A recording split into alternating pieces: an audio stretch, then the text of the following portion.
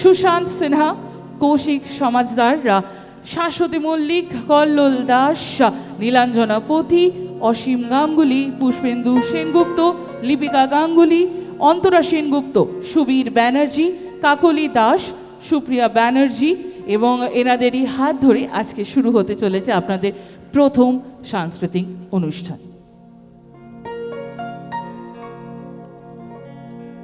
নমস্কার, সবাইকে শুভ সন্ধ্যা জানিয়ে এবং শুভ নববর্ষের শুভেচ্ছা জানিয়ে আমাদের অনুষ্ঠান শুরু করছি।